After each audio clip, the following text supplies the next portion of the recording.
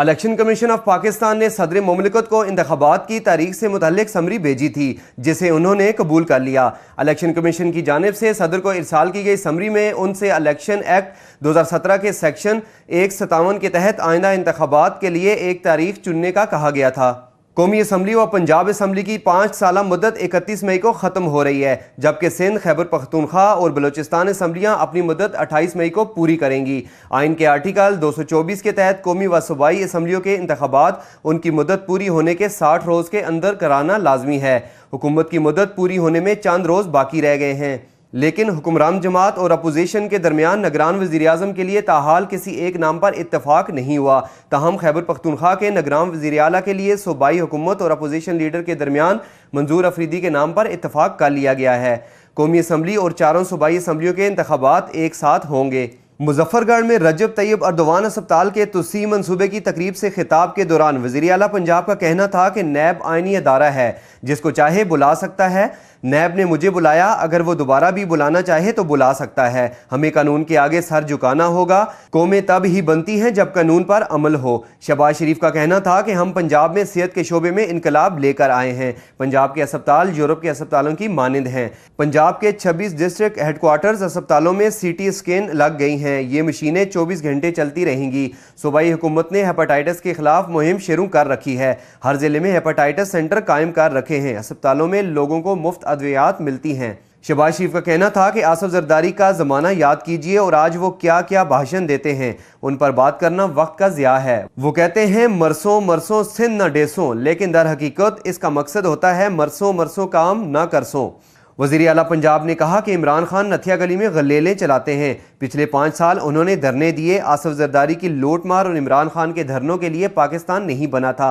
5 सालों में 11,000 मेगावाट बिजली के मंसूबे लगे हैं। पहले बिजली जाती थी तो आती नहीं थी, आज सैरो अफ्तार में बिजली मौजूद है। 10 साल में जनूबी पंजाब में जितनी तरक्की हुई उतनी 70 साल में भी नहीं हुई। मौका मिला तो जनूबी पंजाब को अगले 10 वर्षों में वस्ती पंजाब के बराबर ले आऊँगा।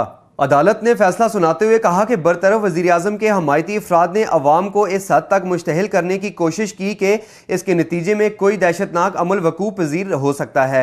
साबिक़ वज़ीर-ए-आज़म नवाज शरीफ को सियासत से ताहयात नायल करार देने का फैसला सुनाए जाने के बाद मुस्लिम लीग के कारकान शायराए दस्तूर पर निकल आए और अदलिया मुखालिफ नारे लगाए, जिसमें खासतौर पर चीफ जस्टिस मियां साकिब निसार को निशाना बनाया जा रहा था। मज़कूरा मुकदमे में सेशन जज सुहेल नासिर ने दहशतगर्दी की दफ़ा लगाते हुए चौधरी मोहम्मद रफीक और मलक अख्तर महमूद की जमानत की दरख्वास्तें मुस्तरद कर दी, जबकि 28 जुलाई 2017 को सुप्रीम कोर्ट ने नवाज शरीफ को नाअहल करार देते हुए वज़ीर-ए-आज़म के ओहदे से बरतरफ कर दिया था। और इसके बाद 1 साल से भी मुख्तसर अरसे में 13 अप्रैल 2018 को उन्हें आइन की शेख नंबर 62(1)F के तहत ताहयात नाअहल कर दिया गया। इस मौके पर समाअत के दौरान सुप्रीम कोर्ट के बाहर मौजूद मुस्लिम लीग के कारकुनान नाअहली का फैसला सुनाए जाने पर मुश्तइल हो गए और मुबैना तौर पर शायराए दस्तूर बंद कर दी। इस हवाले से सेशन जज का कहना था कि मुजाहिरीन ने अदलिया और चीफ जस्टिस मियां साकिब निसार को बदनाम करने की कोशिश की। रिपोर्ट के मुताबिक हुजूम ने चीफ जस्टिस नामंजूर और काला कानून नामंजूर के नारे लगाए और साथ ही सड़क भी बंद कर दी, जिससे अवाम को मुश्किलात का सामना करना पड़ा। इस ज़मन में मुल्ज़मान के वकला ने दलाइल देते हुए कहा कि इस मुकदमे में ATA की दफात का इतलाक नहीं होता, क्योंकि इनके मुवक्किलों ने सिर्फ अदालत के फैसले पर नाराजगी का इजहार करते हुए एहतजाज किया था। दोनों में से किसी का भी मकसद जानबूझ के अवाम के लिए मुश्किल पैदा करना नहीं था। ताहम अदालत ने इस बात पर जोर दिया कि मुकदमे में मौजूद हकायक के जवाज पर ATA की दफा 7 का इतलाक हो सकता है। अदालत ने हुक्म दिया कि मुल्ज़मान आला अदालत के खिलाफ किए जाने वाले अपने मुजरमाना फेल की तवज्जो पेश करें, जिसके बाहिस अवाम में भी अफरा तफरी और खौफ-ओ-हरास फैल गया था। बादअज़ां मुकदमे की कार्रवाई 29 मई तक के लिए मुलतवी कर दी गई और दरख्वास्त गुजारों को मुतल्लिका अदालत से राब्ते के अहकामात दे दिए गए। कोट मिठन में दरियाए सिंध पर शहीद बेनज़ीर भुट्टो पुल का इफ्तिताह करते हुए वज़ीर आज़म शाहिद खाकान अब्बासी ने कहा कि नवाज शरीफ इक़्तिदार में आए तो पूरे मुल्क में तरक्की का सफ़र शुरू हुआ।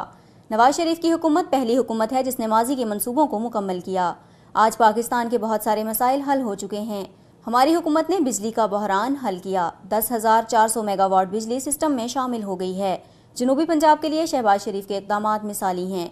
सूबे बनाने के हवाले से तमाम पार्टियां इलेक्शन के बाद कौमी इत्तेफाक राय कायम करें। इससे कल सखर मुल्तान मोटरवे के मुल्तान शुजाबाद सेक्शन की इफ्तिताही तकरीब से खिताब करते हुए वज़ीर आज़म शाहिद खाकान अब्बासी का कहना था कि जब हुकूमत संभाली तो बहुत से मसाइल दरपेश थे, दहशतगर्दी अरूज पर थी, आवाम को बदतरीन लोड शेडिंग की अफरियत का सामना था, लेकिन हमने मुश्किल हालात के बावजूद वो मंसूबे मुकम्मल किए जो कई अशरों से रुके हुए थे और वो काम करके दिखाया जिसका कोई ख्वाब भी नहीं देख सकता था।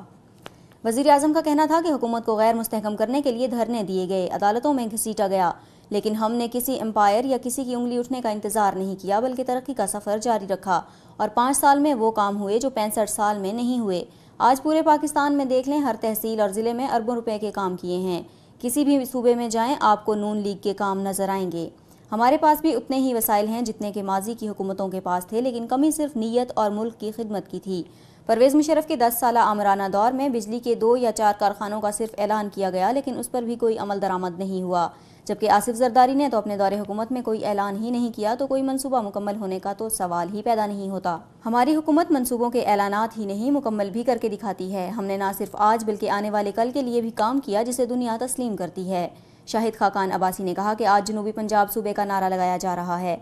जनूबी पंजाब का नारा लगाने वाले मुशर्रफ के दाएं बाएं बैठे होते थे। उस वक्त सूबा क्यों नहीं बनाया गया? ये लोग उस वक्त कहाँ थे? पाकिस्तान में मजीद सूबे बनने हैं तो कौमी इत्तेफाक राय होना चाहिए। उनका मजीद कहना था कि हर जमात को हुकूमत मिली, किसी को सिंध, किसी को KPK में, लेकिन पंजाब और दीगर सूबों में फ़र्क वाज़ेह नज़र आता है। अब इंतखाबात और सियासत का फैसला पोलिंग स्टेशन में होगा और जुलाई में अवाम के पास फैसला आएगा। एक तरफ वो सियासत है जिसके प्लेटफॉर्म से गालियों और इल्ज़ामात की सियासत होती है और उनसे खैर की तवक्को नहीं।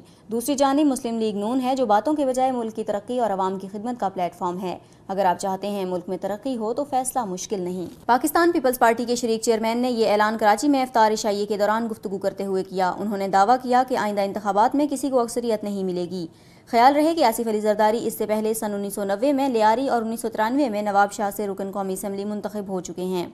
आसिफ जरदारी ने 24.5 साल बाद पार्लिमानी सियासत में वापसी का ऐलान किया है। पाकिस्तान पीपल्स पार्टी के चेयरमैन बिलावल भुट्टो जरदारी ने कहा है कि सिंध में अमन अमान की सूरत हाल में वाज़ेह बेहतरी आई है। उन्होंने कहा कि 5 साला दौर में कराची की अहम सड़कों की मुरम्मत भी कराई गई है। अगली हुकूमत में पानी के मसले पर तवज्जो देंगे। बिलावल भुट्टो जरदारी का कहना था कि थर से मुतालिक प्रोपेगेंडा किया गया, वहाँ तवानाई के शोबे में भरपूर काम किया जा रहा है।